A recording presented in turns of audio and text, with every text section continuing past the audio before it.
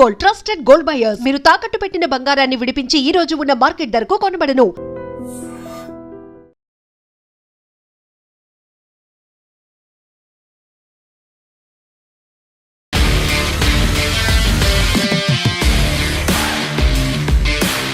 నమస్తే, welcome to I dream weekend update with Kavitha. మనతో పాటుగా ఉన్నారు foundation for democratic reforms founder doctor Jayaprakash Narayan గారు.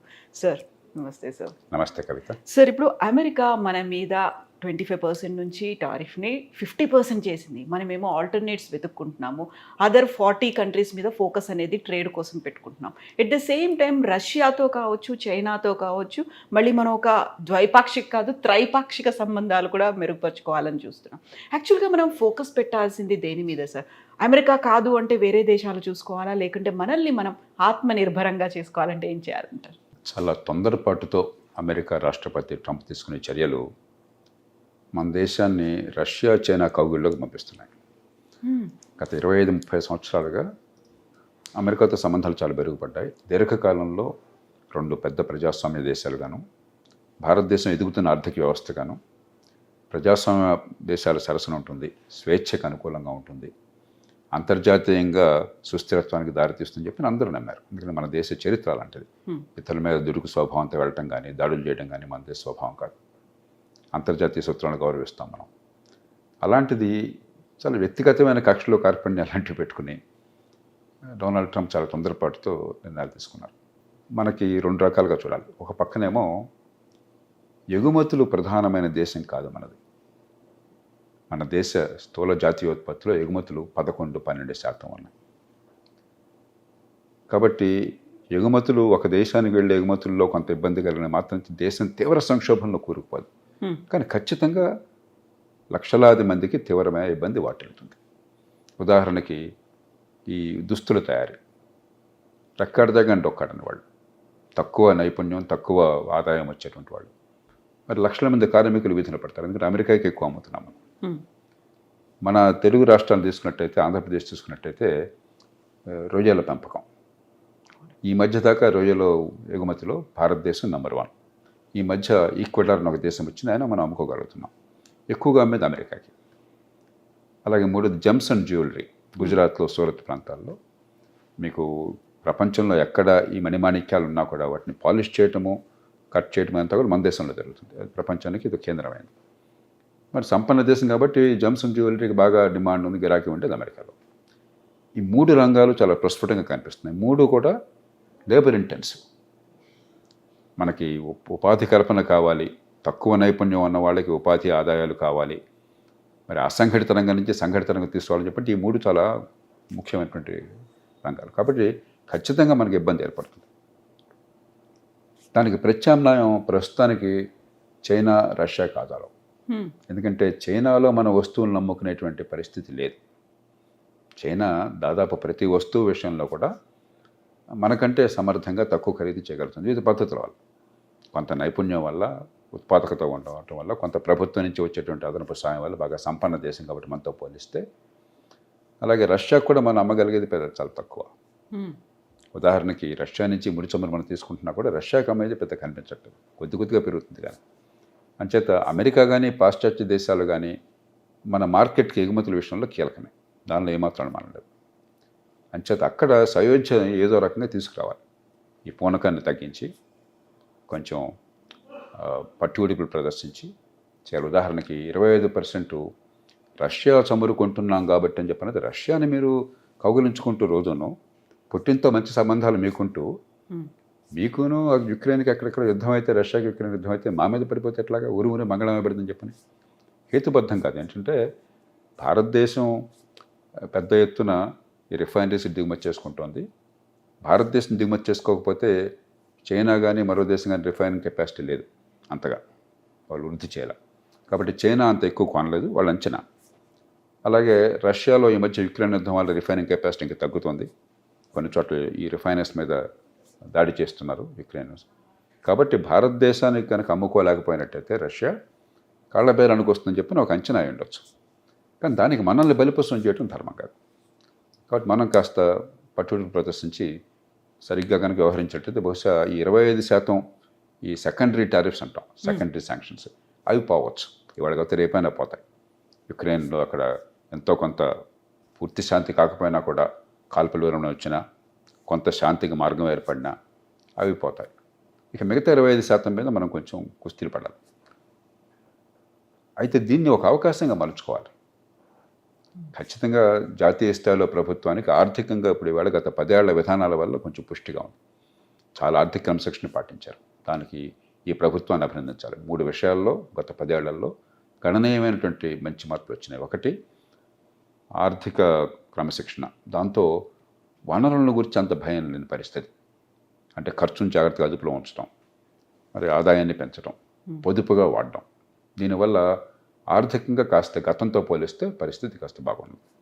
రెండోది, బ్యాంకులు ఈ ప్రభుత్వం వచ్చినప్పుడు 2014లో చాలా ఖాయిలా పడ్డాయి. దాదాపు ఏడాదికి 80-90 వేల కోట్ల రూపాయలు నష్టపోతున్నాయి. ఇప్పుడు దాదాపుగా 80-90 వేల కోట్లు, 1,00,000 కోట్ల రూపాయలు ప్రతి సంవత్సరం లాభాలు ఆర్జిస్తున్నాయి. ఆ డబ్బంతా ప్రభుత్వ ఖజానాకి ఏదో రూపంలో చాలా మెరుకెడుతుంది. ప్రభుత్వ బ్యాంకులు కాబట్టి. నేను ప్రభుత్వ రంగ బ్యాంకులు, ప్రైవేట్ బ్యాంకుల గురించి మాట్లాడలేదు. అలాగే మూడోది, మౌలిక సదుపాయాలు, మూల పెట్టుబడుల మీద చాలా పెద్ద దృష్టి పెట్టారు.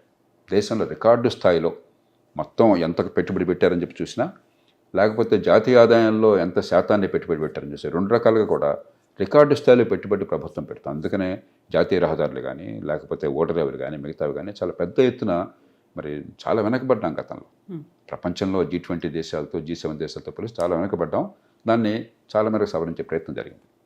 ఈ కారణాల వల్ల ప్రభుత్వానికి ఆర్థికంగా వెసులుబాటు ఉంది. అందుకనే ఇప్పుడు ఈ చాలా కాలం నుంచి కోరుతున్నటువంటి GST తగ్గించడం వగైరా ఇప్పుడు నిర్ణయాలు తీసుకోగలుగుతున్నారు. అలాగే కష్టంలో ఉన్నటువంటి కార్మికులను ఆదుకోవటం కానీ, ఆ పరిశ్రమలు మరి ఎగుమతుల మీద ఆధారపడే పరిశ్రమలకి మరి కొన్ని రాయితీలు ఇవ్వటం కానీ సాధ్యమవుతుంది. అది ఒక పక్కన అలాగే చేయాలి. అలాగే వేరే మార్కెట్లు వెంటనే కాకపోయినా కూడా కొంతకాలం పోయాక ఒక్క దేశమే ఆధారపడకుండా మార్కెట్లు పెంచుకునే ప్రయత్నం చేయాలి. కానీ నిజమైన సమస్య భారతదేశంలో అంతర్గతమైనది. అంతర్గతంగా ఆర్థిక సమస్యలు. అది ఎందుకంటే మన ఉత్పాదకత ఎందుకు అంత సరిగ్గా లేదు? ఎందుకు మనం చైనా లాంటి దేశాలతో పోటీ పడలేకపోతున్నాం? ఎందుకు మనకంటే బంగ్లాదేశ్ లాంటి దేశం కూడా దుస్తులు తయారీ బ్రహ్మాండంగా చేస్తుంది? కాటన్ ఉత్పత్తిలో మనం ధీటుగా ఉన్నాం. నెంబర్ 1, దాదాపు నెంబర్ 2 కాటన్ ఉత్పత్తి. కాటన్ని బంగ్లాదేశ్కో లేదా వియత్నాంకో ఎగుమతి చేసి అక్కడ దుస్తులు తయారు చేసి వాళ్ళతో అమ్మించడం ప్రపంచం అంతా కూడా ఉంది. మనం అంతా కలిపితే దుస్తుల తయారీ బాగా ఎందుకు దుస్తుల తయారీ గురించి చెప్తున్నానంటే, ప్రతి మనకున్నది చాలా ఎక్కువ మంది ఈ అసంఘటిత రంగంలో ఉన్నవాళ్ళు, రెక్కాడితే కానీ డొక్కాడని వాళ్ళు, నలజీతం లేని వాళ్ళు, వాళ్ళందరినీ కూడా ఈ ఉపాధి కల్పించాలి అని చెప్పంటే తేలిగ్గా ఇచ్చే దుస్తుల తయారీ. మరి మనం అంతా కలిస్తే పట్టుమని $30 బిలియన్ కూడా ఎగుమతి చేయలేకపోతున్నాం. చైనా $325 బిలియన్ చేసింది పీక్ టైంలో.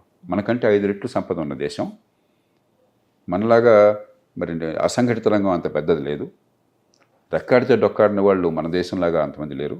అయినా కూడా చైనా అటు అత్యున్నత స్థాయిలో పెద్ద పెద్ద రంగాల్లోనూ, ఉదాహరణకి ఎలక్ట్రిక్ కార్లు, బ్యాటరీలు, కంప్యూటర్లు, మొబైల్ ఫోన్లు, స్మార్ట్ ఫోన్లు, ఏదన్నా అవన్నీ చేస్తున్నారు.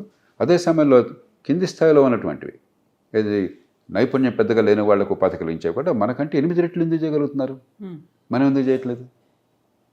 మనం ఒకసారి మనలో మనం ఆత్మవిమర్శ చేసుకోవాలి. ఈ దేశంలో ఈ లేబర్ ఇంటెన్సివ్ ఇండస్ట్రీ, తక్కువ నైపుణ్యం ఉన్న వాళ్ళని ఎక్కువ మందిని ఉపయోగించి వాళ్ళకి ఉపాధి కలిగించే పరిశ్రమల్ని పెద్ద ఎత్తున ప్రోత్సహించేది పోయి అన్ని రకాలుగా అవరోధాలు. భూమి పెద్ద అవరోధం, ల్యాండ్ రికార్డులు సరిగ్గా ఉండవు. భూమిని కొనుక్కోవాలని చెప్పంటే పరిశ్రమ పెట్టడం కోసం 170 పాళ్ళు డబ్బంతా భూమిలో పోతుంది. దానిలో బోల్డ్ అన్ని రకరకాలైనటువంటి అడ్డంకులు, భూసేకరణలో బోల్డ్ ఇబ్బందులు తీసుకొచ్చి పెట్టారు. మంచి ఉద్దేశంతోనే చట్టం తీసుకొచ్చి అసలు భూసేకరణ అసాధ్యం చేశారు. మరి లేబర్ లాస్, కార్మిక చట్టాలు, అసలు ఉపాధి లేకుండా కార్మిక చట్టాలు ఏమిటి? ముందు ఉపాధిని పెంచే కార్యక్రమం కావాలి. మన కార్మిక చట్టాలు ఏం చేస్తున్నాయి? ఉపాధిని ఆగే కార్యక్రమం చేస్తున్నాయి. అరే వీడిని ఉద్యోగంలో తీసుకుంటే నాకు అనవసరంగా తలప్రాణం తక్కువ వస్తుంది, తీసుకోకుండా చేద్దాం అనే పరిస్థితి మనం కల్పించాం. అట్లాగే నైపుణ్యం ఏది? మీకు ఆధునిక ఆర్థిక వ్యవస్థలో మీకు ఉపాధి పెరగాలని చెప్పి నైపుణ్యం కావాలి. నైపుణ్యం కావాలంటే మంచి ప్రమాణాలు, కనీసం స్కూల్ స్థాయి 10-12 ఏళ్ళు మంచి విద్య కావాలి. రోజు మొత్తుకుంటున్నాం మనం. నిన్న మొన్న కూడా నేషనల్ అచీవ్మెంట్ సర్వే వచ్చింది. దానిలో ఏం చెప్పారు? చిన్న చిన్న లెక్కలు చేయాలని చెప్పంటే 9వ తరగతిలో 100కి 30-40 మంది మాత్రమే కొంతనే చేయగలుగుతున్నారు. 90-95% మంది పాస్ అవుతుంటే ఆ క్లాసుల్లో అదే క్లాస్లో ఉన్న పిల్లలు ఎంత మేరకు ఆ స్థాయికి తగ్గట్టుగా వాళ్ళ పరిజ్ఞానం ఉందని చూస్తే 15-20% మందికి ఉంటాం. ఇది పూర్తిగా స్వయంకృత అపరాధం. ప్రతి ప్రభుత్వం ముఖ్యంగా రాష్ట్రాల్లో వచ్చినప్పుడు బ్రహ్మాండంగా బేరాలు పలుకుతుంది. కానీ 30 ఏళ్ల నుంచి చదువు ఇట్లాగే తగలడింది. దాంతో ఏమైంది, పేద కుటుంబాలకి డబ్బున్న వాళ్ళు చదువుకున్న వాళ్ళే తంటాలు పడుతున్నారు.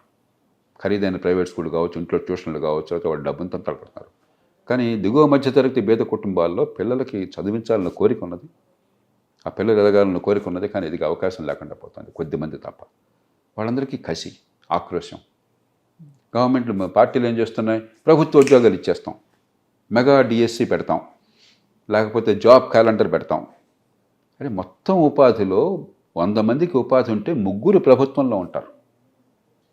ఈ 3ని మసిపూసి మారడికాయ చేసి భ్రమలు కల్పించి, అది అవసరమైతే ఏజ్ పెంచి, వయోపరిమితి పెంచి 35 దాకా చేస్తాం, 20 అంటే ప్రతి వాళ్ళకి ఉద్యోగం వస్తున్న భ్రమ కలిగించి మోసం చేస్తున్నారు. అక్కడి నుంచి అశాంతి, ఉద్యమాలు, ఆవేదనలు, కష్టాలు, కన్నీళ్ళు. ఆర్థిక వ్యవస్థ పెరగటము, ఉత్పత్తిలో పాలు పంచుకోవడం తప్ప వేరే మార్గం లేదు. అది కావాలంటే నైపుణ్యం కావాలి. ఆ నైపుణ్యాన్ని ఇచ్చేది లేదు. మరి లేబర్ ఇంటెన్సివ్ ఇండస్ట్రీ రావాలంటే అన్ని అడ్డంకులు పెడుతున్నాము. నిన్న మొన్న పత్రికల్లో వచ్చింది ఒక వార్త. రామగుండం, ఇప్పుడు రాష్ట్రంలో, తెలంగాణ రాష్ట్రంలో యూరియా కొరత ఉన్నది. రామగుండం ఫ్యాక్టరీ యూరియా ఉత్పత్తి చేస్తుంది. దాంట్లో రాష్ట్ర ప్రభుత్వానికి కూడా వాటా ఉన్నది. జాతీయ స్థాయిలో ప్రభుత్వ రంగ సంస్థలకి, రాష్ట్రంలో ప్రభుత్వానికి, అంటే ఒక రకంగా ప్రభుత్వ సంస్థ కదా, జాయింట్ వెంచర్ అది. అక్కడ యూరియా ఉత్పత్తి అవుతుంది. అక్కడ ఏదో సాంకేతిక కారణాల వల్ల ఫ్యాక్టరీ మూతపడింది. దాన్ని రిపేర్ చేయడం కోసం కాంట్రాక్టర్ని పెడితే శాసనసభ్యుడు ఒక ఆయన, నా సంగతి చూస్తే తప్ప, నాకు ముడితే తప్ప దాన్ని ఎలా వస్తూ చూస్తానని చెప్పి అడుగుతున్నట్టు. చివరికి మన మంత్రివర్గంలో మంత్రులు చేసిందేంటి, పిలిచి బతిమలాడి బుజ్జగించి ఏదో చెప్పాల్సి వచ్చిందట. ఇంకా పరిశ్రమలు అట్లా వస్తాయి. ప్రభుత్వ సంస్థనే మనం ఇట్లా చేస్తుంటే, యూరియా ఉత్పత్తి చేసే ప్రభుత్వ సంస్థ, యూరియా కొరత ఉన్నది రైతులకి, అక్కడ కూడా మనం అదుపు చేయలేకపోతే ఈ రాజకీయంలో ఉన్న వికృత చేష్టల్ని, మనకు ఆర్థిక పరిస్థితి ఎట్లా బాగుపడుతుంది? అదేమంటే 30 కోట్లు ఖర్చు పెట్టాం ఎలక్షన్లో, మరి మేము సంపాదించాలి కదా, రికవరీ అవ్వాలి. అది ఎక్కడ ఏమిటని చెప్పిన ఇదే లేదు. అంచేత ఈ సమస్యలన్నీ అంతర్గతమైనవి. దీనివల్ల ఏమవుతుంది, బడితున్నవాడిదే బర్రె అయిపోయింది. ఈ బడితున్నవాడిదే బర్రెగా ఉంటే పారిశ్రామికీకరణ ఒక స్థాయి మించి జరగదు. చాలా పెద్దవాళ్ళు, కొంచెం బలం ఉన్నవాళ్ళు, ముఖ్యమంత్రి, ప్రధానమంత్రి స్థాయిలో సంబంధాలు ఉన్నవాళ్ళు ఏదో తన ప్రయత్నం చేసుకుంటారు. మిగతా వాళ్ళు చిన్న మధ్యతరగతి పరిశ్రమలు ఉండవు. ఉపాధి కలగాలంటే చిన్న మధ్యతరగతి పరిశ్రమలు. కాబట్టి భారతదేశంలో ఆర్థికాభివృద్ధికి అవరోధం ప్రధానంగా అంతర్గతమైనది. రాష్ట్రాలేమో ఉన్న డబ్బన్ని కర్పూరహార చేసేస్తున్నాయి. పెద్ద పెద్ద 1,00,000 కోట్ల ప్రాజెక్టు, 2 లక్షల కోట్ల ప్రాజెక్టులు, ప్రజలకు ఫలితం వస్తున్నారో లెక్కలేదు. హైదరాబాద్ నగరంలో మెట్రో ఎంత బ్రహ్మాండంగా చేస్తే 300 కోట్లు కనుక అదనంగా వాళ్ళకి లోను ఏదో ఇచ్చినట్టయితే, ఒక 10 ట్రైన్లు 30 కోచ్లు వచ్చినట్టయితే రద్దీ ఉండదు. హైదరాబాద్కి 1,000 కోట్ల రూపాయలతో డబ్బులు తోడుకొస్తున్నాం మనం.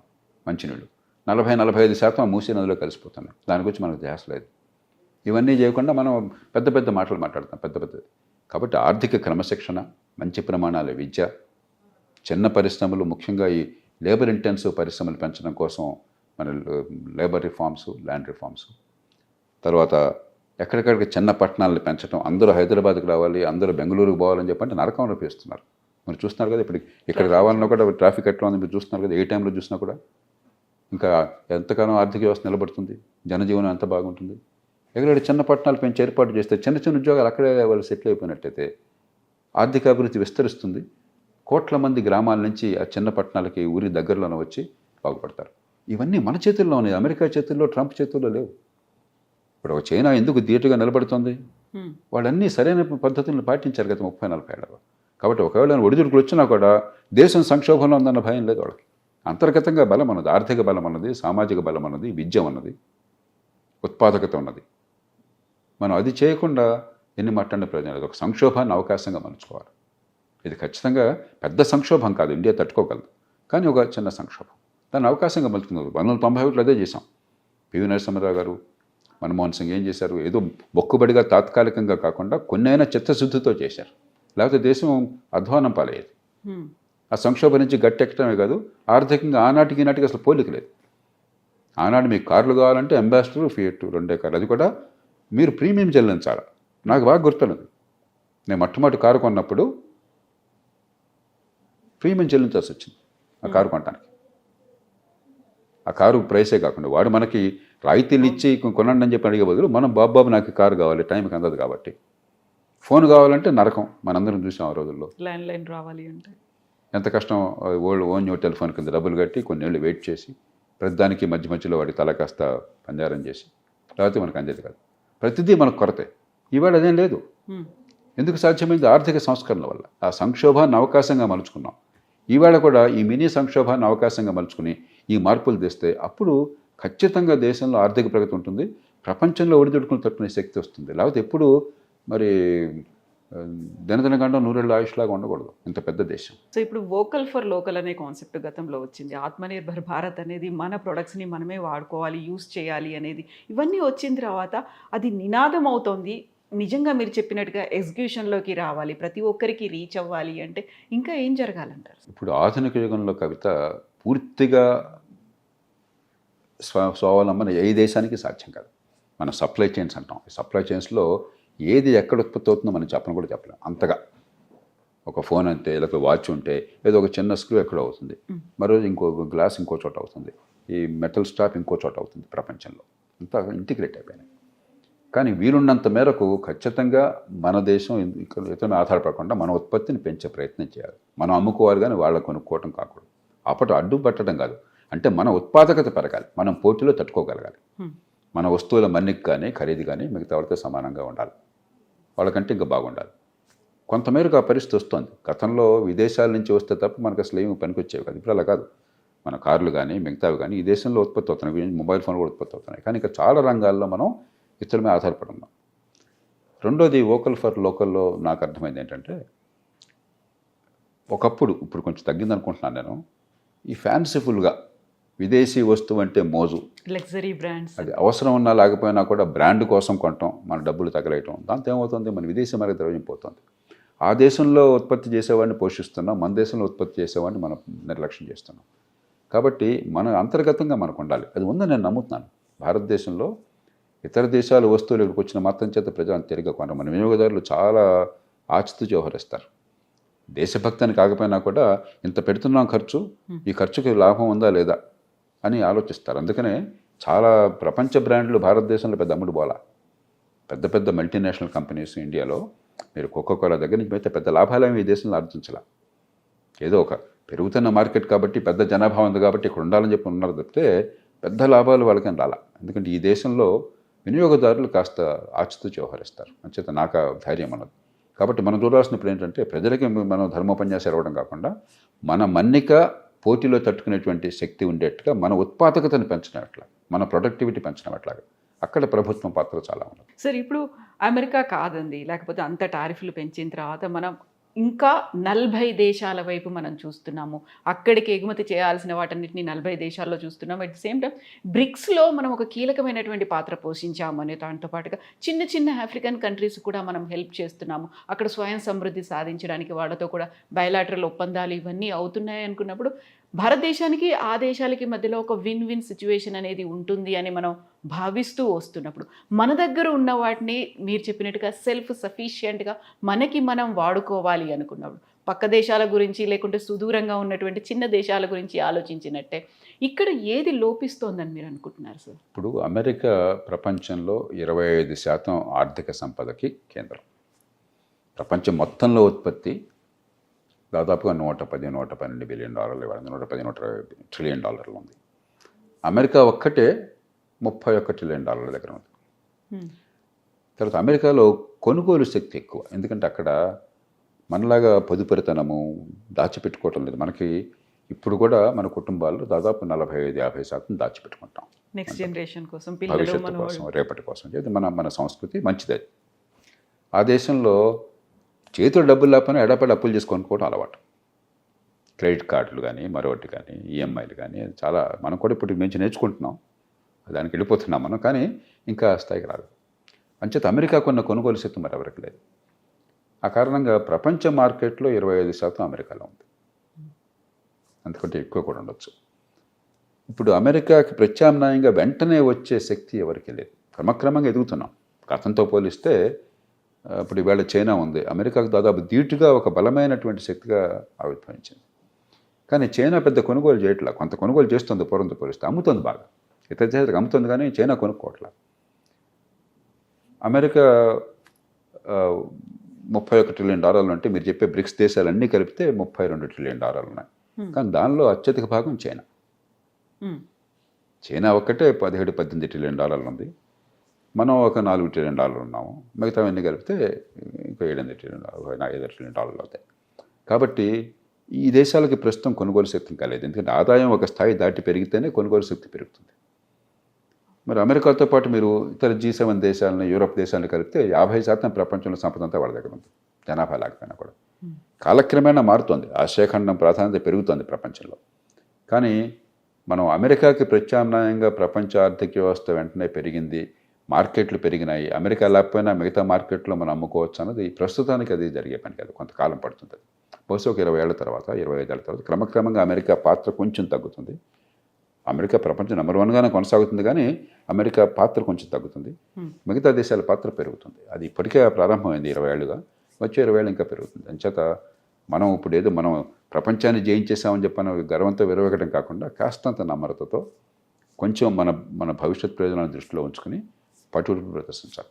ఇప్పుడు మనకి చిన్న ఆఫ్రికా కంట్రీస్తో కూడా ఒప్పందాలు కుదుర్చుకుంటున్నాం, లేకుంటే అక్కడ ఉన్నటువంటి రేర్ ఎర్త్ మెటల్స్ని ఎక్స్ట్రాక్ట్ చేయడానికి కూడా వాళ్ళకి కావాల్సినటువంటి సహాయ సహకారాలు అందిస్తూ ఉన్నాం. మీరు చెప్పినట్టుగా ఇప్పుడు బ్రిక్స్ దేశాలకి అంత తక్కువ అనేది కెపాసిటీ ఉన్నప్పుడు చిన్న చిన్న దేశాలతో పోలిస్తే వాళ్ళతో ఫ్రెండ్షిప్స్ కావచ్చు, లేకపోతే స్వయంగా ప్రధానమంత్రి నరేంద్ర మోదీ అక్కడికి వెళ్ళి వాళ్ళతో మాట్లాడడం, ఇప్పటిదాకా ఎవరు చేయని పని మనం మోదీ చేశారు అనేటువంటి వార్తలు, విశ్లేషణలు ఇవన్నీ చూసిన తర్వాత ఎస్ మీరు చెప్పినట్టుగా అమెరికాని ఢీకొని ఇంకో చోటికి వెళ్ళడం అంటే కొంచెం కష్టమైనప్పటికీ కూడా అమెరికాలో ఉన్నటువంటి ఎకానమిస్టులు మాత్రం మనల్ని ఒక ఏనుగులాగా అభివర్ణిస్తున్నారు. అమెరికానేమో ఒక చిన్న ర్యాట్ అయినట్టు. ఎక్కువ ఊహించుకోవద్దు. కానీ మొదటిది ఏంటంటే చైనా ప్రపంచంలో ఎక్కడ ఈ ఇంధనాలు ఉన్నా సరే, లేకపోతే ఎక్కడ ఓర్స్ అంటాం మనం, ఖనిజాలు ఉన్నా సరే, చాలా ముందు చూపుతూ ఆ దేశాలతో సంబంధాలు పెట్టుకుని అక్కడ మైన్స్ అన్నింటిని కూడా వాళ్ళు సొంతం చేసుకోగలిగారు. కాబట్టి ప్రపంచంలో ఈవేళ మీరు చెప్పారు ఇందాక క్రిటికల్ మినరల్స్ అని చెప్పంటాం, రేర్ ఎర్త్స్, అక్కడ 90% చైనాలో ఉత్పత్తి అవుతున్నాయి. అంటే దాదాపు టోటల్ మొనోపలీ వచ్చేసింది చైనాకి. అట్లాగే ఇతరమైన రంగాల్లో కూడా అక్కడ చాలా జాగ్రత్తగా, చాలా ముందు చూపుతూ వ్యవహరించారు. భారత్ కొంచెం నేర్చుకుని కొంచెం ప్రయత్నం చేస్తుంది ఇప్పుడు. ఒకటి ఆ కారణం. రెండోది, ఈవేళ ఆఫ్రికా చాలా ఆర్థికంగా పెరిగిందని కాదు. ఆఫ్రికాలో ఖనిజ సంపద చాలా ఉంది. మనం ఒక ప్రపంచంలో గణనీయమైన దేశంగా ఇప్పటికే 4వ ఆర్థిక వ్యవస్థగా ఉన్నాం. రేపు త్వరలో 3వ ఆర్థిక వ్యవస్థ అవుతాం. చైనా అంత స్థాయి కాకపోయినా మనకు కొంచెం కీలకమైన ప్రభావం, మన జనాభా కానీ, మన సంస్కృతి కానీ, మనకున్న ప్రభావం వల్ల. అలాంటి ఆఫ్రికాని మనం విస్మరించలేం. ఇవన్నీ కూడా దీర్ఘకాలంలో ప్రపంచంలో మన ఎంతో కొంత మన ప్రభావం ఉండటం కోసం, మనకి ఒక ప్రపంచంలో గుర్తించదగ్గ ఒక దేశంగా మన గణన కోసం అని చెప్పని ఈ దేశాలతో సంబంధాలు అవసరం. మూడోది, ఆఫ్రికా ఈవేళ జనాభా 130-140 కోట్లు ఉన్నది, 250 కోట్లు కాబోతోంది. ప్రపంచంలో అన్ని ఇతర ఖండాల్లో జనాభా తగ్గబోతోంది వచ్చే 40-50 ఏళ్లలో, భారత్తో సహా. భారత్ జనాభా బహుశా 160-165 కోట్లకి వెళ్ళి 170 దాటదు. తర్వాత అక్కడ ఆగిపోయి క్రమక్రమంగా తగ్గుతుంది. చైనా తగ్గటం మొదలెట్టింది, జపాన్ తగ్గటం మొదలెట్టింది, యూరోప్లో దాదాపు అన్ని దేశాలు తగ్గటం మొదలెట్టినాయి. కానీ ఆఫ్రికా ఖండం జనాభా రెట్టింపు కాబోతుంది. కాబట్టి ఒక 50 ఏళ్ల తర్వాత మీరు ప్రపంచాన్ని ఊహిస్తే ప్రపంచంలో సగం మంది కాకపోయినా 30% పైగా 40% దాకా ఆఫ్రికా వాళ్ళు ఉంటారు. అంచేత ఆఫ్రికా భవిష్యత్తును గురించి ఆలోచించాలి మనం. ఒక సత్సంబంధాలు ఈవేళ ఒక్కరోజున వెంటనే ఫలితాలు వస్తాయి కాదు. ఇప్పటికే మన దౌత్య సంబంధాలు ప్రపంచంతో అనుకున్నంత ఎక్కువగా లేవు. ఎందుకంటే మనకి దౌత్య నీతి మీద అంత దృష్టి పెట్టాల. మన ఫారిన్ సర్వీస్ అధికారులు ఉన్నారు, కొన్ని సిబ్బంది అనుకో చాలా తక్కువ. ఆయా దేశాలకి కొన్ని 100 మంది సిబ్బంది ఉంటే మనం కొన్ని 10 మంది సిబ్బందితో నడుపుకొస్తున్నాం. కాబట్టి మనం ఆ దేశాలతో సంబంధాలు పెరగాలి, దీర్ఘకాలికంగా మనకి సంబంధాలు ఉండాలి దౌత్య నీతిలో అని చెప్పంటే దృష్టి పెట్టాలి. ఆ ప్రయత్నం కొంత చేస్తున్నాం మన వనరుల మేరకు. మన దేశంలో సమస్యలను పక్కన పెట్టి ఇతరులకు సాయం చేసే శక్తి మనకు లేదు. మనకున్నంతలో వాళ్ళతో సంబంధాలు పెంచుకుంటున్నాం. చైనా నుంచి పాఠాలు నేర్చుకుంటున్నాం. చైనా ఏం చేశారంటే కొంచెం దుడుకు స్వభావం కూడా చైనా చూపెట్టింది. అక్కడ ఆ దేశాల్లో ఉన్నటువంటి నియంత్రణకు ఎవరికో లంచాలు ఇచ్చేసి, ఆ ప్రజల్ని కొంచెం తక్కువగా చూసి చైనా నుంచి మరి ఉద్యోగులు మేనేజర్లు వెళ్ళినట్లయితే వాళ్ళు కూడా ప్రజలు చులకన చేసేలాంటివి చేశారు. మన భారతదేశం వారి నుంచి పాఠాలు నేర్చుకుని కొంచెం జాగ్రత్తగా వ్యవహరిస్తుంది. ఎందుకంటే చైనా అంటే ఆఫ్రికా చాలా దేశాల్లో కొంత నిరసన కూడా ప్రజల్లో ఉంది. అంచేత ఇవి దీర్ఘకాలంగా ఫలితాలను ఇచ్చేవి, వెంటనే కాదు. ఖచ్చితంగా ఖనిజ సంపద వీలున్నంత మేరకు మనకు నష్టం లేకుండా చూసుకోవాలి. సో ఈ ఏనుగు ఎలక ఏంటి సార్ అసలు? ఏదో ఇప్పుడు ఒక కార్టూన్లతో పోలికలను మనం సీరియస్గా తీసుకోకూడదు. మనం డెంగ్ షియాపింగ్ చైనీస్ నాయకుడు, గతించిన నాయకుడు, ఆయన చైనాలో ఈ మౌలికమైన మార్పుకి విప్లవానికి నాంది పలికాడు. మార్కెట్ విప్లవానికి, స్వేచ్ఛా వాణిజ్యానికి, ఆర్థిక ప్రగతికి నాంది పలికిన ఆయన ఎప్పుడు చెప్పేవాడు చైనాలో తన కమ్యూనిస్ట్ పార్టీని, ప్రభుత్వాన్ని ఉద్దేశించి, మీ బలాన్ని దాచుకోండి, చూపెట్టబోకండి, ప్రగల్భాలు పలకబోకండి, మెత్తగా ఉండండి. కొన్ని సమస్యలు వెంటనే పరిష్కారం కావు, ఒక తరంకాలం తర్వాత అవుతాయి, కొంపనికి పని లేదు. ప్రస్తుతం ఆర్థికాభివృద్ధి మీద, దేశాన్ని బలోపేతం చేయడం మీద, సమాజాన్ని కల్పించడం మీద దృష్టి పెట్టండి అని చెప్పాను. మనం దాని నుంచి నేర్చుకుంటే చాలా మంచిది. సార్ ఇప్పుడు మన దేశ రాజకీయాల గురించి మాట్లాడుకున్నప్పుడు బీహార్ ఎన్నికల సమయంలో అక్కడ జరుగుతున్నటువంటి క్యాంపెయిన్లో ప్రధానంగా వినిపిస్తోంది ఓట్ చోరీ, ఓట్ అధికార్ యాత్ర, మార్చులు కూడా చేస్తూ వస్తున్నారు సార్. గతంలో చాలాసార్లు మీరు మాట్లాడారు దొంగ ఓట్లకి సంబంధించి, అవకతవకలకు సంబంధించి రావాల్సినటువంటి మార్పుల గురించి. ఇప్పుడు ఎందుకు కేవలం బీహార్ ఎన్నికల్లో ఎజెండాగా మాత్రమే ఓట్ చోరీ అనేటువంటి అంశం కనిపిస్తోందంటారు? ఒక విషయం నేను చాలా స్పష్టంగా చెప్పాలి కవిత, మన ఓటర్ లిస్టులో తప్పులు ఉన్నాయి. ఈ మాట మొట్టమొదటి బయటపెట్టింది 1999లో లోక్సత్తా. ఆనాడు గ్రామీణ ప్రాంతాల్లో దాదాపు 10-12% పొరపాట్లు ఉన్నాయి. పొరపాట్లు అంటే ఇవన్నీ కూడా మోసం కాదు, అయితే ఉండవలసిన పేరు లేదు, అర్హత ఉన్న పేరు లేదు, లేకపోతే తీసేయవలసిన పేరు తీసేయలేదు, చనిపోయిన వాళ్ళు కానీ, ఊరి నుంచి వెళ్ళిపోయిన వాళ్ళు కానీ, ఇవన్నీ కలిపితే 10-12% ఆనాడు బయటపడ్డాయి. పట్టణ ప్రాంతాలు 45%గా ఉన్నాయి, 40 మహానగరాల్లో.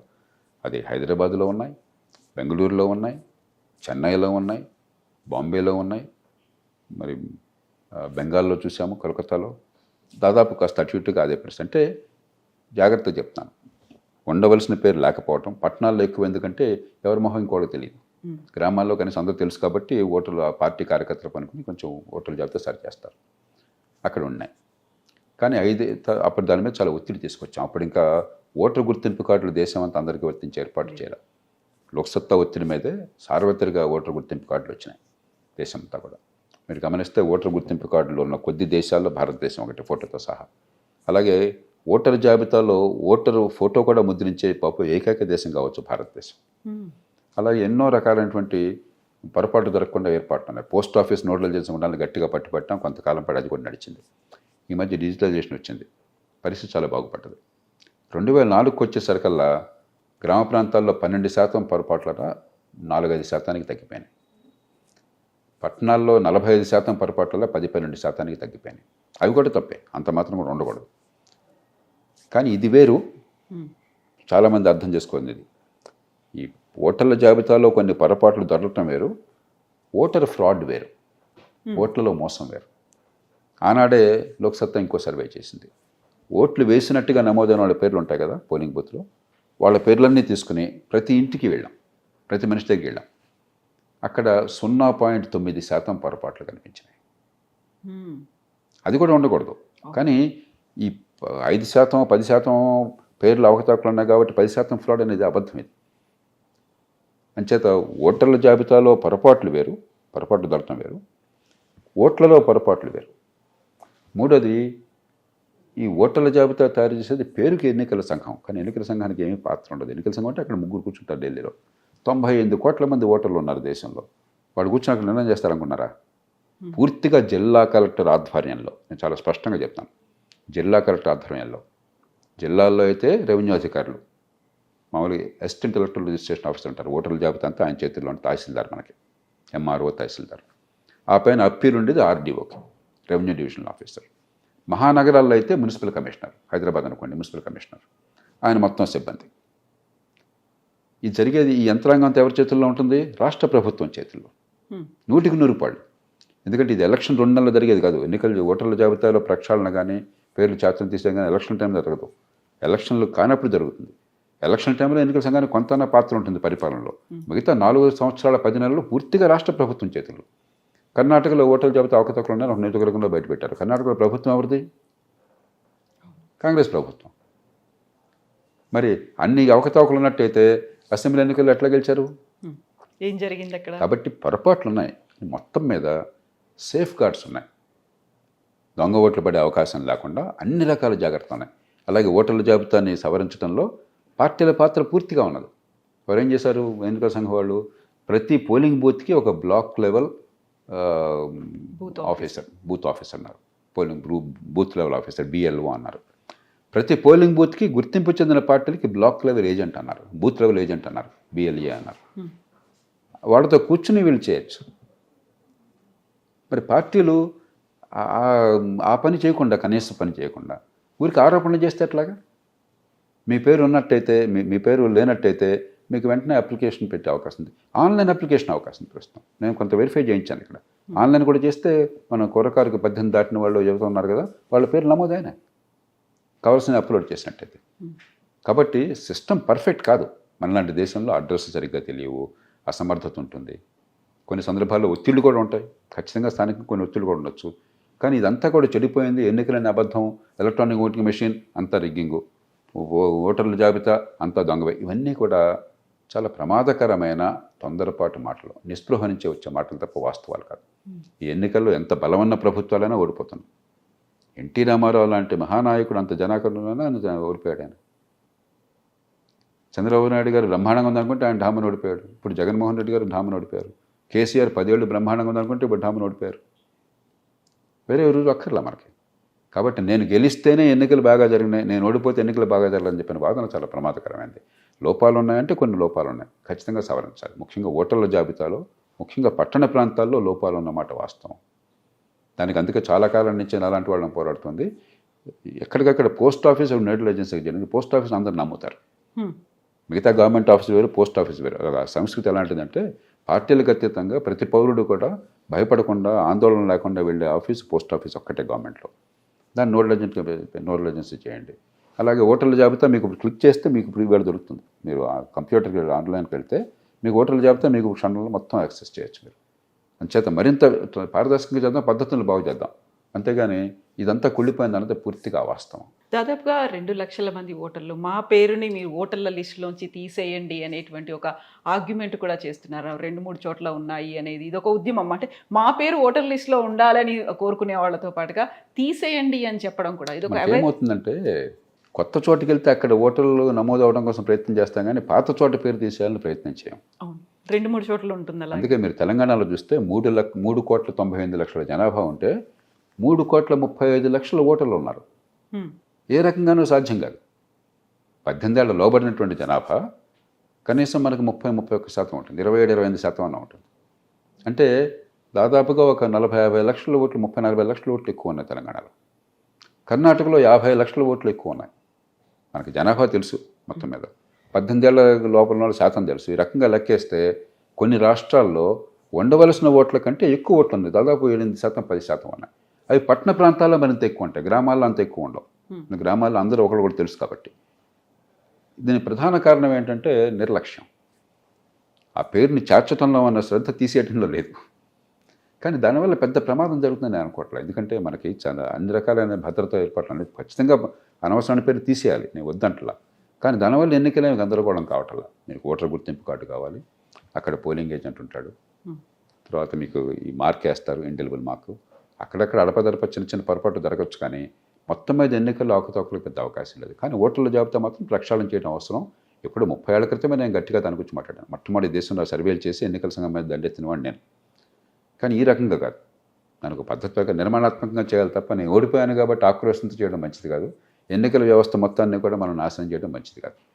మనకి దేశంలో ఇన్నేళ్లుగా ప్రజాస్వామ్యం నిలబడింది అని చెప్పంటే ఇందిరాగాంధీ మహానాయకురాలు దాదాపు నియంతృత్వం ఉన్నప్పుడు కూడా, ఎమర్జెన్సీ వచ్చినప్పుడు కూడా ఆ ప్రభుత్వాన్ని ప్రజలు ఓడించగలిగారు.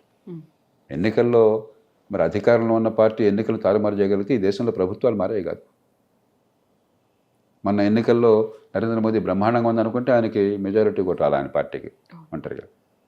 నిజంగా రిగ్గింగ్ చేసుకునే పరిస్థితున్నట్లయితే మెజారిటీ తెచ్చుకోకుండా ఉంటారా?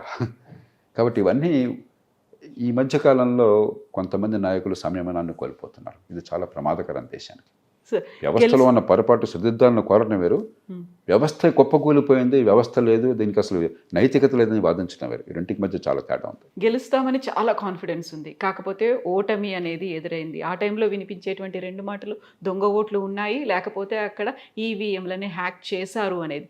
ప్రతిసారి ఓటమి అనగానే ఇవే ఎందుకు మీరు అన్నది చాలా కరెక్ట్. ఇప్పుడు 3 ఉదాహరణలు చెప్తాను నేను.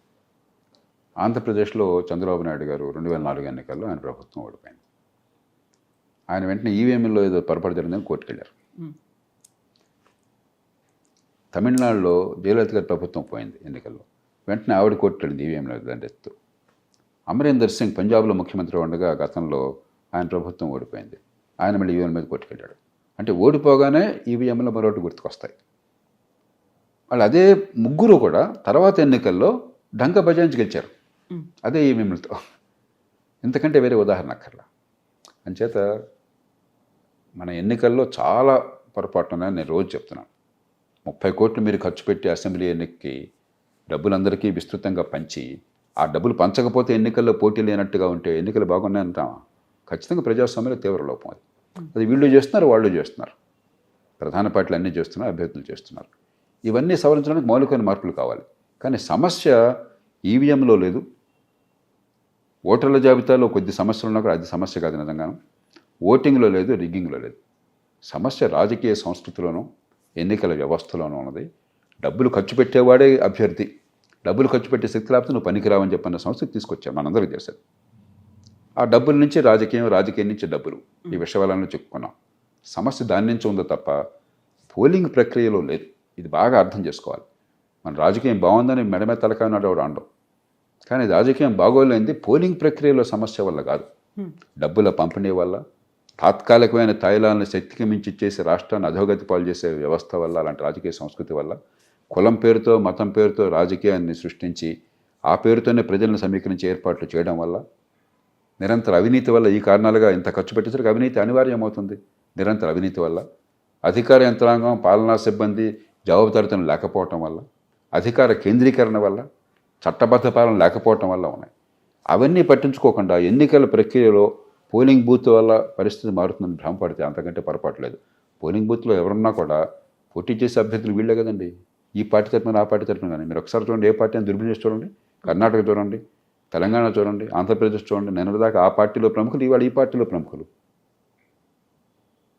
సమస్య ఎన్నికల నిర్వహణలో కాదు, రాజకీయ ప్రక్రియలో ఉన్నది, ఎన్నికల వ్యవస్థలో ఉన్నది. ఓడిపోయినప్పుడు ఈవీఎంల మీదో దొంగ ఓట్ల మీదో చెప్పినట్టుగానే ఏదైనా కేసు వచ్చింది అనగానే ప్రభుత్వం విచారణ సంస్థలను దాని జేబు సంస్థలుగా మార్చుకుంటుంది అనేది ఇప్పుడు సరికొత్తగా వినిపిస్తోంది. జేబు సంస్థలే కాదు, అపోజిషన్ పార్టీలను ఎలిమినేట్ చేయడానికి విచారణ సంస్థలను ఉపయోగించుకుంటున్నారు అనేది. ఇదంతా కారణం ఏంటంటే నేర పరిశోధన యంత్రాంగం పూర్తిగా ప్రభుత్వం చేతుల్లో ఉండిపోయింది. 100కి 90 కేసులకి మన పోలీస్ సబ్ ఇన్స్పెక్టర్ ఆయన ఇన్వెస్టిగేటింగ్ ఆఫీసర్, కానీ ఆ ఇన్వెస్టిగేటింగ్ ఆఫీసర్ పూర్తిగా ప్రభుత్వం చేతిలో ఉండిపోయారు. ఎస్ఐ నుంచి ఎస్పీ దాకా పూర్తిగా స్టేషన్ హౌస్ ఆఫీసర్ అంటారు. హైదరాబాద్ నగరంలో అయితే ఇన్స్పెక్టర్ కావచ్చు, మామూలుగా గ్రామీణ ప్రాంతాల్లో సబ్ ఇన్స్పెక్టర్, ఎస్హెచ్ఓ అంటారు. ఇన్వెస్టిగేట్ చేసేది చట్టబద్ధంగా. ఎవరి చేతుల్లో ఉన్నారు ఈ సబ్ ఇన్స్పెక్టర్లు, ఇన్స్పెక్టర్లు? 100కి 100 వాళ్ళ ట్రాన్స్ఫర్లు, పోస్టింగ్లు, వాళ్ళ జీవితం మొత్తం కూడా అధికార యంత్రాంగం మన ప్రభుత్వం చేతుల్లో ఉన్నాయి. నేను చెప్పిన మాట వినకపోతే మన్నాడు సంఖ్యకు మంజాలు పట్టిస్తారు. ఈ పరిస్థితి ఉన్నప్పుడు మనకు తాటి చెట్టు కింద నుండి మీరు పాలు దాగా కళ్ళు అనుకుంటారు. నిజంగా సమర్థంగా నిజాయితీగా చేసినప్పుడు ఏదో రాజకీయ జోక్యం ఉందని నమ్మటం సహజం. చాలా సందర్భాల్లో జోక్యం అన్నమాట వాస్తవం. అంచేత మౌలికమైనటువంటి పరిష్కారం కోసం ఇప్పుడు ఏమిటంటే పార్టీలు నేను అధికారంలో లేకపోతే ఉన్నవాళ్ళని తిడుతున్నాను, పోలీసులు అన్యాయం చేస్తున్నారు, పక్షపాతంగా ఉన్నారు అంటున్నాను, కానీ నేను దీన్ని మార్చడం కోసం ఈ పనులు చేస్తాను, నేర పరిశోధనని ప్రభుత్వం నియంత్రణ నుంచి తీసేస్తాను, న్యాయ వ్యవస్థ చేతుల్లో పెడతాను, స్వతంత్రంగా ఏర్పాటు చేస్తానన్న మాట ఒక్కడు కూడా అంటలా. మీరు చూసారా? నేను వస్తే నా చేతుల్లో పెట్టుకుంటాను, ఖబర్దార్ నేను వచ్చాక చూడండి అని చెప్పి నాకు బహిరంగంగా సవాల్ విసురుతున్నారు. అంటే రాజకీయ సంస్కృతిని మార్చాలి, చట్టబద్ధ పాలన తేవాలని కాకుండా అధికారాన్ని జులుని ఎవరు ప్రదర్శిస్తున్నారు వాడి బదులు నేను ప్రదర్శిస్తాను, అదే వాడు రాజకీయ పోటీగా అయిపోయింది. కాబట్టి నిజమైన పరిష్కారం చట్టబద్ధ పాలన కావాలంటే 5 రంగాల్లో మార్పులు కావాలి. ఒకటి పోలీసు యంత్రాంగాన్ని స్వతంత్ర ప్రతిపత్తి కల్పించాలి. 2 ఫారెన్సిక్స్ టెక్నాలజీని ఉపయోగించాలి. ఇప్పుడు ఏంటి, నిరుపేద అయినట్టయితే వాడికి అండ లేకపోయినట్టయితే బాధి పారేసి వాడితో నేరం చేశాన్ని ఒప్పించేసి కోర్టులో శిక్షలు వేయించుతున్నాం. అది లేకపోతే నేరం చేశాను కనుక కన్ఫెషన్ లేకపోతే 100కి 10 కేసుల్లో కూడా శిక్షలు పట్టలే భారతదేశంలో. ప్రపంచంలో అతి తక్కువ శిక్షలు పడే దేశం భారతదేశం. కాబట్టి ఈ కొట్టే పద్ధతి కాకుండా ఈ ఫారెన్సిక్స్, సైంటిఫిక్ టూల్స్, ఇన్వెస్టిగేటింగ్ పద్ధతి కావాలి. మూడోది ప్రాసిక్యూషన్. మన దేశంలో అంత పేలవమైన ప్రాసిక్యూషన్ యంత్రాంగం ప్రపంచంలో ఎక్కడా లేదు. ఎవరో పాపం ఆ రూలింగ్ పార్టీకి అనుకూలంగా ఉన్నవారిని ప్రాసిక్యూట్ పెట్టిన 190 సందర్భాల్లో వారు చెప్పినట్టు వింటారు, పెద్దగా పట్టించలేదు. ఆ శిక్ష పడిందా లేదా, నేరానికి శిక్ష పడిందా, సమాధానం రక్షిస్తున్నాం లేదు, ఏదో ముక్కుపడికి జరిగిపోతుంది. అందుకనే ఎన్నో సందర్భాల్లో కోర్టులు చెప్తాయి ప్రాసిక్యూషన్ బలహీనంగా ఉంది, సాక్ష్యాలు పెట్టలేకపోయినారు కాబట్టి కేసు కొట్టేస్తున్నాం అని చెప్పారు. నాలుగోది ప్రొసీజర్స్, పద్ధతులు. కోర్టుల్లో పద్ధతులు ఎంత దారుణంగా ఉన్నాయో చెప్పలేం. మామూలుగా ఓపెన్ అండ్ షట్ కేసులకు కూడా 30 సార్లు 40 సార్లు వాయిదాలు. ఎందుకో దేవుడి కనుక ఈ పద్ధతులు మార్చాలి. ఐదోది న్యాయమూర్తులు, కోర్టులు, వారి నియామకాలు కానీ ఇంకోటి కానీ సమర్థులు, నిజాయితీపరులు వచ్చేట్టుగా ఏర్పాటు చేయాలి. ఈ 5ట్లో మౌలికమైన మార్పులు తాకుండా చట్టబద్ధ పాలన ఉండదు. ఈలోగా ఊరికేది ముసుడు గుర్తులంట, వీళ్ళుంటే వాళ్ళ మీద, వాళ్ళు ఉంటే వీళ్ళ మీద ఏదో తగ్గదు. కాబట్టి మౌలికంగా చట్టబద్ధ పాలన సమూలంగా సంస్కరించాలి. మన కాగితమే చట్టబద్ధ పాలన ఉంది, వాస్తవానికి ఈ దేశంలో బడితున్నవాడిదే బర్రె. ఆ బడితున్నవాడిదే బర్రె స్థానం నుంచి అందరికీ న్యాయం జరుగుతున్న నమ్మకాన్ని కలిగించాలి. పదే పదే ఇదే మాటని తిప్పి అనడం. త్రిశూల వ్యూహాన్ని ప్రభుత్వాలు అమలు చేస్తున్నాయి, అపోజిషన్ పార్టీ లీడర్ల మీద వాటిని ప్రయోగిస్తున్నాయి అనేటువంటి మాట, పార్టీలనే లేకుండా చెయ్యాలి అనేటువంటి కుట్ర. అంటే దీన్ని ఎలా చూస్తారు సార్? భారతదేశంలో ఎన్నికల్లో ఎంత పోటీ ఉంది అంటే రాజకీయంగా పార్టీలు లేకుండా ఎవరో చేయలేరు. ప్రజలే పార్టీలను సృష్టించుకుంటారు. కాబట్టి నాకు ఆ విషయంలో సందేహం లేదు. కానీ ఎన్ని పార్టీలు వచ్చినా కూడా ఒకే మోసలో పనిచేస్తే ఈ డబ్బులు, ఈ తాత్కాలికమైన తాయిలాలు, ఈ కులం మతం పేరుతో విభజనలు, ఈ రువాబు చేయటం, జులుము, పెత్తందారి స్వభావం, ఫ్యూడల్ స్వభావం, ఇలా ఉంటే ఏ పార్టీ వచ్చినా తేడా కనిపించట్లా. కాబట్టి దేశంలో పార్టీలు ఉనికి లేకుండా పోతుంది, పోటీ ఉండదన్న భయం నాకు లేదు. ఈ దేశ ప్రజలు ప్రత్యామ్నాయాన్ని కోరుకుంటారు. రాజకీయంలో శూన్యతను ప్రజలు భరించరు. కాబట్టి ప్రత్యామ్నాయం కావాలి. కాబట్టి అకస్మాత్తుగా రావచ్చు కొన్ని ప్రత్యామ్నాయాలు, కొన్ని ఏమో ఉన్న ప్రత్యామ్నాయాలు, మరి కొన్ని ఎదగొచ్చు. ఉదాహరణకి అస్సాంలో 1980ల దశకంలో ఎవరు ఊహించరా ఆ మహంతా నాయకత్వంలో అస్సాం గణ పరిషత్ వస్తుందని చెప్పిన విద్యార్థులు, అన్నం పుణ్యం తిరిగిన వాళ్ళు, ఏం తెలియని వాళ్ళు అకస్మాత్తుగా ప్రభుత్వంలోకి వచ్చేసారు. కొన్ని పార్టీలు గతంలో చాలా బలహీనంగా ఉన్నవి పరిస్థితుల వల్ల పెరుగుతున్నాయి. బీజేపీ గతంలో కొన్ని రాష్ట్రాల్లో ఉనికి లేదు, ఇప్పుడు కొన్నిసార్లు పెరిగింది. కొన్ని పార్టీలు కింద బలహీనపడుతున్నాయి. కాంగ్రెస్ పార్టీ గతంలో అంత ప్రభావం అన్నది చాలా రాష్ట్రాల నుంచి లేకుండా పోయింది. కానీ ప్రాంతీయ పార్టీలో ఇతర పార్టీలు వచ్చినాయి రకరకాల కారణాలుగా. కాబట్టి పార్టీలకి మనుగడ లేని పరిస్థితి ఉండదు. సమస్య అది కాదు. సమస్య మనుగడ ఏ పార్టీలు ఉన్నా కూడా ఒకే తీరు. ఉదాహరణకి వంశపారంపర్య పాలన. ఈ పార్టీ ఆ పార్టీ చల్లకుండా 190 మంది పార్టీలు వ్యక్తుల ఆస్తులుగా చలమణి అవుతుంటాయి, వంశపారంపర్యంగా ఉంటాయి. అందులో డబ్బు రాజకీయాన్ని చేసి నీ దగ్గర 100 కోట్లు ఉన్నాయా, ఎన్నికల్లో పోటీ చేయ, నువ్వు అదే అర్హత. ఇంకా అదే అర్హత. వచ్చేవాడు నాకు 100 కోట్ల పోటీ చేస్తాను అంటున్నాడు, పిలిచేవాడు నీకు 100 కోట్ల పోటీ చేయమని అడుగుతున్నాడు. సరే నువ్వు కులం అంటే ఇంకా ఇబ్బంది లేదు అసలు, ఇంకేం అక్కర్లేదు క్వాలిఫికేషన్స్. సో ఇది ఏ పార్టీ అయినా కూడా ఈ పద్ధతులు అనుసరిస్తుంది. ఏదో కొద్ది పార్టీలు కొంత ప్రయత్నం చేస్తున్నాయి కానీ మొత్తం మీద ఇదే క్వాలిఫికేషన్, ఇదే అర్హత అయిపోయింది. అక్కడి నుంచి వచ్చే పర్యవసానం ఎట్లా ఉంటుంది? వేసే విత్తనాలను వచ్చే పళ్ళు వేరువేరుగా ఎందుకు ఉంటాయి? విత్తనాలను బట్టే పళ్ళు ఉంటాయి. విషబీజాలు నాటి అమృత ఫలాలు కావాలంటే ఎట్లా వస్తాయి?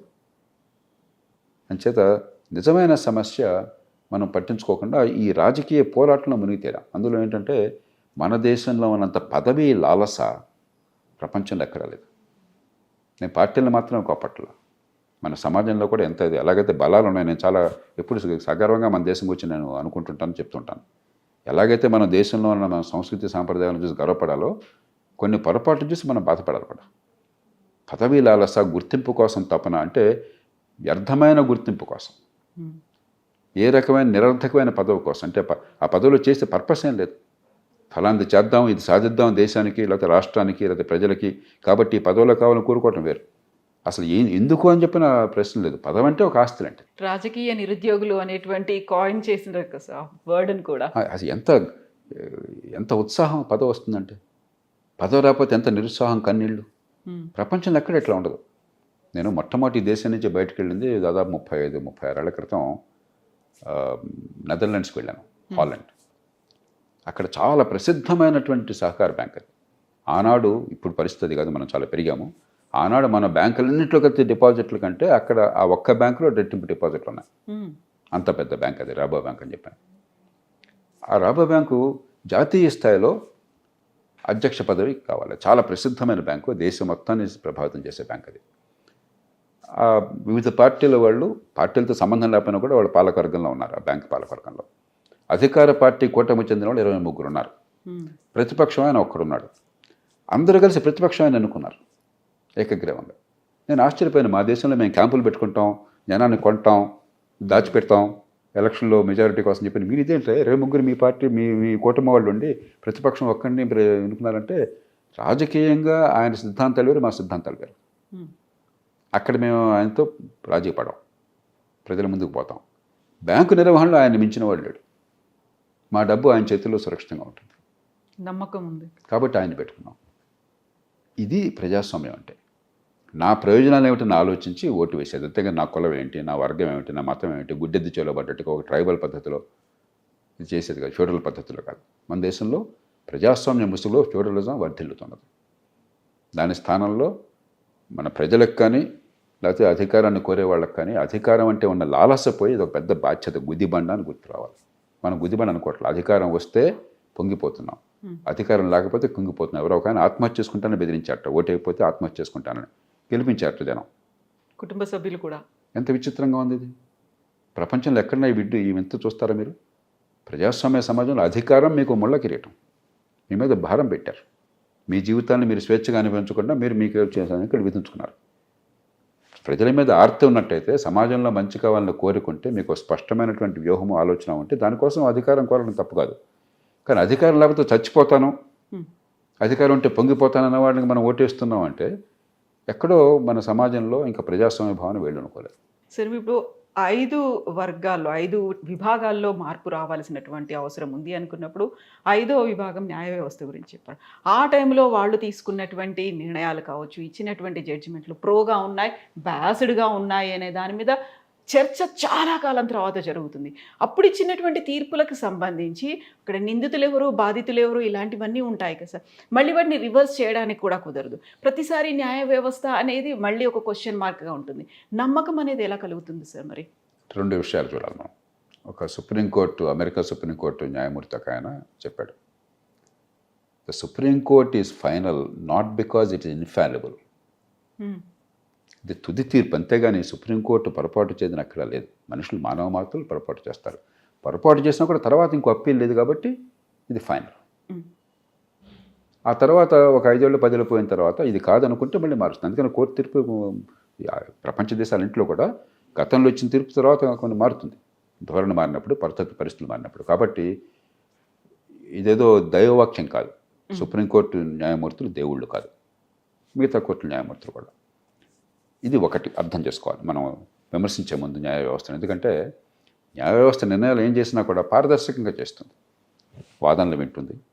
ఆ విన్న వాదనలన్నీ కూడా అక్కడ తీర్పు రూపంలో రాస్తారు. వీళ్ళు చెప్పారు, వాళ్ళు చెప్పారు, మా దృష్టిలో అంశాలు ఇవి, నిర్ణయించాల్సినవి, మా లాజిక్, తర్కం ఇది, ఈ కారణంగా ఈ నిర్ణయం తీసుకుంటాం. దీనిలో రహస్యంగా ఒక పాతకాల మహారాజులాగా ఒక ఆర్డర్ ఇచ్చేసి కూర్చోట్ల, ఫర్మాన్ నిజాంలాగా ఫర్మాన్ జారీ చేసి కూర్చోట్ల, అదే ఫైనల్ అని కాదు, మొత్తం సవివరంగా మన ముందు పెడుతున్నారు.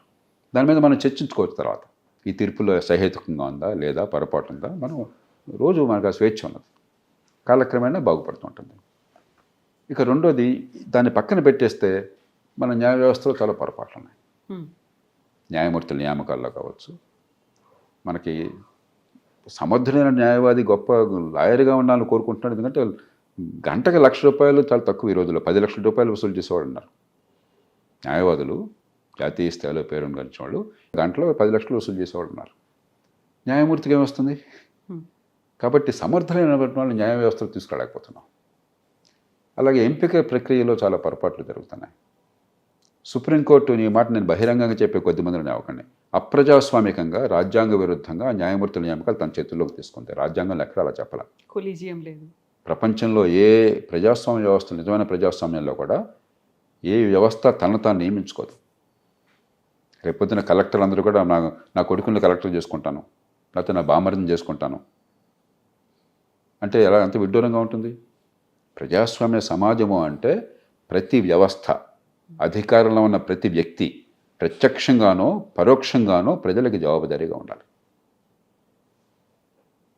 అంటే అయితే ప్రజలు నియమించాలి ప్రత్యక్షంగా ఓటు ద్వారా, లేకపోతే ప్రజలు ఎన్నుకున్నటువంటి ప్రభుత్వం కానీ ప్రజలు చట్టసభ కానీ దానికి జవాబుదారీగా మీరు ఉండాలి. వారి నియామకం వారి ద్వారా జరగాలి. అంతేగాని నాకు నేను నియమించుకుంటాననేది చాలా ప్రమాదకరమైన వ్యవస్థ. కానీ మన దేశంలో ఏంటంటే రాజకీయం అంటే మనకున్న కసి, ద్వేషం, కోపం, రోజు చూస్తున్న వాళ్ళ తన్నులాట్లు, పోట్లాట్లు, తిట్లు, శాపనార్థాలు మనకు చాలా విరక్తి కలుగుతుంది. మొత్తం న్యాయమూర్తి చేతుల్లో పెట్టేద్దాం, వాడు అద్భుతం అనుకున్నాం. ఒకప్పుడు స్వతంత్ర పోరాటం జరిగిన తర్వాత తొలి రోజుల్లో ఒక రాజకీయ నాయకుడు ఏం చెప్పినా కూడా అది వేదవాక్యం. ఎందుకంటే వీళ్ళంతా గాంధేయులు, జైళ్ళకి పోయారు, త్యాగాలు చేశారని చెప్పాను. ఆ నమ్మకం పోయాక ఐఏఎస్ ఆఫీసర్ ఏం చెప్పినా కూడా అదే వేదవాక్కు. అది కూడా పోయింది క్రమక్రమంగా. ఇప్పుడు న్యాయమూర్తి చెప్తే అదే వేదవాక్కు. రేపు పొద్దున ఆర్మీ జనరల్ చెప్తే వేదవాక్కు అంటామా మనం? ప్రజాస్వామ్యంలో ఉన్న సమస్యలకి ప్రజాస్వామ్యం పరిష్కారం కానీ ప్రజాస్వామ్యాన్ని నాశనం చేయడం పరిష్కారం కాదు. ప్రజల చైతన్యాన్ని పెంచాలి, అధికారాన్ని వికేంద్రీకరించాలి, ఎన్నికల వ్యవస్థను బాగు చేయాలి, ప్రజలు ఓటు విచక్షణ పెంచాలి. దాని ద్వారా దేశాన్ని కాపాడుకోగలం. కానీ ప్రజాస్వామ్యం దేశాన్ని నాశనం చేస్తుంది.